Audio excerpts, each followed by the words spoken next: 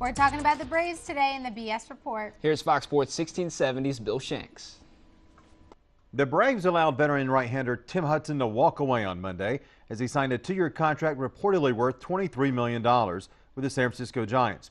Hudson had been with Atlanta for 9 seasons. He was a veteran pitcher. He'll turn 39 years old next July in the middle of next season. And yet, this is a huge loss. Logic tells us that it's risky to give a soon-to-be 39-year-old pitcher that type of contract. That's a lot of money for someone that might break down as he nears 40. But this is a soft tosser, a guy that throws sinkers and changes speeds instead of trying to overpower hitters. Hudson had Tommy John surgery a few years ago, and ever since he's been a tremendous pitcher.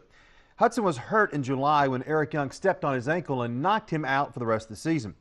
He was on pace for another double-digit winning season, and his absence hurt the Braves as the team needed a veteran in the rotation for the stretch drive and the playoffs.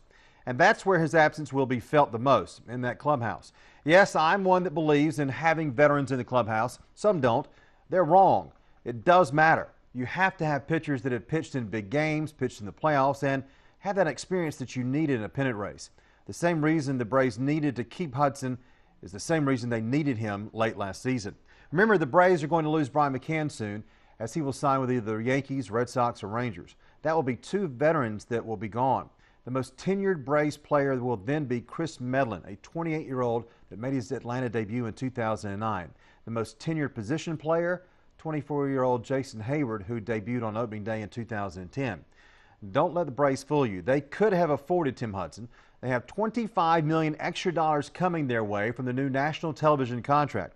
Now, there's no guarantee that team owner Liberty Media will allow the Braves to spend that on payroll, but it should. And now that you think about it, perhaps Liberty would prefer to use that extra money on something else, like maybe a new stadium instead. They could take all of that extra money for the next 4 years and have half of what they really need for that new stadium in Cobb County instead of spending it on the payroll to make sure the team is competitive when it is ready to play in the new stadium. Atlanta must replace Hudson. They would like to get an ace, but it's doubtful they'd pay for David Price, who would be perfect.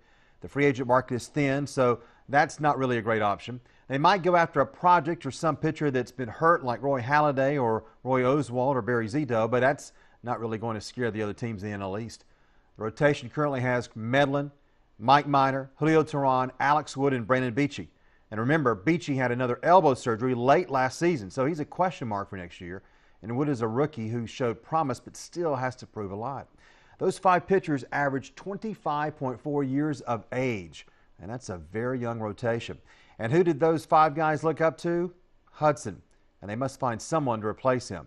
Veterans matter in a baseball clubhouse, and especially with a rotation that young. This was a guy that was 5th in the history of the Atlanta franchise with 113 wins, and it'll be hard to find someone who will be better. You know, I think Bill makes a good point. It's interesting to see what the Braves are doing heading up to their new stadium in 2017. And I wonder how they're going to spend that $25 million. I'll tell you how I would spend it. Hey, I have a couple ideas myself.